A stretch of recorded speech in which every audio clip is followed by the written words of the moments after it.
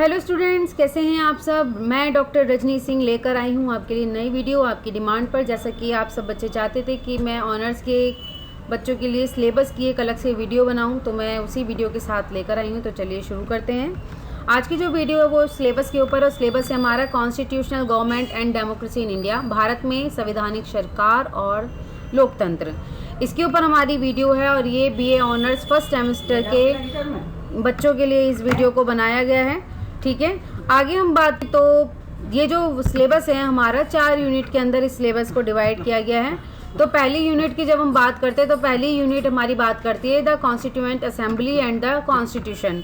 तो constituent assembly and the constitution को कुछ सब पार्ट्स के अंदर यहाँ पे डिवाइड किया गया है। तो पहला हमें जो पढ़ना है वो है फिलॉसफी ऑफ द कॉन्स्टिट्यूशन, दूसरा है फीचर्स, तीसरा है प्रीएम्बल, चौथा है फंडामेंटल राइट, पांचवा है डायरेक्टिव प्रिंसिपल और छठा है डिबेट ऑन सिटीजनशिप। ठीक है ना, मतलब इसके अंदर है कि कॉन्स्टिट्यूशन का कैसे निर्माण हुआ, उसकी विशेषताएं क्या हैं, प्रीएम्बल को पढ़ना है, फंडामेंटल राइट्स को पढ़ना है, डायरेक्टिव प्रिंसिपल्स को पढ़ना है, साथ ही साथ सिटीजनशिप को लेकर जो डिबेट हुई है उसको पढ़ना है।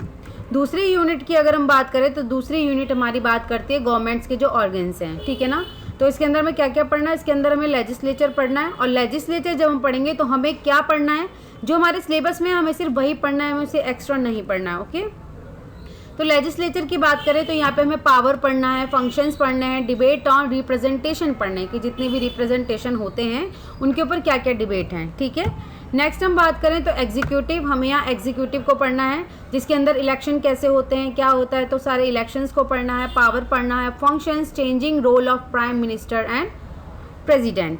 ठीक है, उसके बाद हमारा जो लास्टली इसके अंदर आता है वो है जुडिशरी, क्योंकि ऑर्गन्स इन्हीं तीनों से मिलकर बनता है ना। तो जुडिशरी की बात करें तो यहाँ पर किस तरह से जजेस के सुप्रीम कोर्ट और हाई कोर्ट में अपॉइंटमेंट होते हैं, तो हाई कोर्ट और सुप्रीम कोर्ट दोनों को ही पढ़ना है, पावर पढ़नी है, फंक्शन पढ़ना।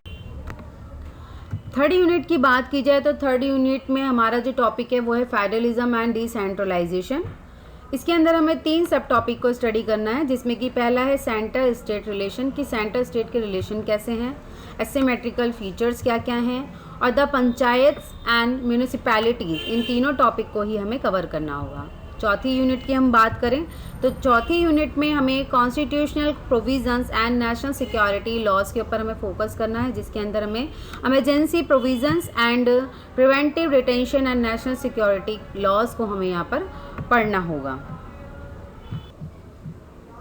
के अंदर हमारा जो कॉन्स्टिट्यूशनल गवर्नमेंट एंड डेमोक्रेसी का सिलेबस है, अब हिंदी के बच्चों के लिए देख लेते हैं। यूनिट फर्स्ट में हमें संविधान सभा और संविधान के बारे में पढ़ना है, जिसके अंदर संविधान का दर्शन, उसकी विशेषताएं, उसकी प्रस्तावना, उसका मौलिक अधिकार, निर्देशक सिद्धांत और साथ ही साथ नागरिकता पर जो जो बहस हुई है, हमें इन सब चीज़ों के बारे में पढ़ना है। बात करें दूसरी यूनिट की तो यहाँ पे सरकार के कौन कौन से अंग हैं उस पर पढ़ना है। तो उसके अंदर हमें विधायिका में क्या क्या पढ़ना है, उसकी शक्ति, कार्य, उसके प्रतिनिधित्व पर जितनी भी बहस हुई है उसको पढ़ना है। फिर कार्यपालिका के ऊपर पढ़ना है, कार्यपालिका में क्या क्या पढ़ना है, चुनाव, शक्ति, कार्य, प्रधानमंत्री और राष्ट्रपति की जितनी भी शुरू से लेकर अब तक भूमिका बदल रही है, चेंज हुई है, उन सबको पढ़ना है। फिर है न्यायपालिका, न्यायपालिका में किस प्रकार से सर्वोच्च न्यायालय और उच्च न्यायालय जो है उसके अंदर कैसे न्यायाधीशों की नियुक्ति होती है, उनकी शक्तियाँ क्या होती हैं, उनके कार्य क्या होते हैं, हमें इनको पढ़ना है। उसके बाद बात करें तो संघवाद और विकेंद्रीकरण की। ठीक है ना, तो जब तीसरी यूनिट में संघवाद और विकेंद्रीकरण की बात करते हैं तो इसमें केंद्र और राज्य के संबंध पढ़ने हैं और विषम विशेषताओं को पढ़ना है। पंचायत और नगर पालिकाओं, ठीक है ना, पंचायतों और नगर पालिकाओं को भी यहाँ पर हमें स्टडी करना है। उसके बाद फोर्थ देखें तो संवैधानिक प्रावधान और राष्ट्रीय सुरक्षा कानून, ये हमारी चौथी यूनिट है, जिसके अंदर हमें आपातकालीन प्रावधान को ध्यान में रखते हुए स्टडी करना है और निवारक, निरोध और राष्ट्रीय सुरक्षा कानून को हमें स्टडी करना है। ठीक है, तो होप सो आपको समझ में आया होगा। आप मुझे यूट्यूब के साथ साथ आप मुझे टेलीग्राम पर भी ज्वाइन कर सकते हैं, जहाँ पर मैं इन सब की PDF को यहाँ पर शेयर करती हूँ। तो मिलते हैं अगले वीडियो में। आने वाली वीडियोस में मैं प्रोग्राम ऑनर्स के लिए नए लेक्चर्स लेकर आने वाली हूँ। मेरे जो लेक्चर्स की स्टार्टिंग होगी वो प्रोग्राम के थ्योरी से होगी, और साथ ही ऑनर्स के मैं गवर्नमेंट का जो अभी जो मैंने सिलेबस शेयर किया है आपका डेमोक्रेसी इन इंडिया वाला, इसी के ऊपर मैं सीरीज़ स्टार्ट करूँगी। तो मिलते हैं नेक्स्ट क्लास में, तब तक के लिए धन्यवाद।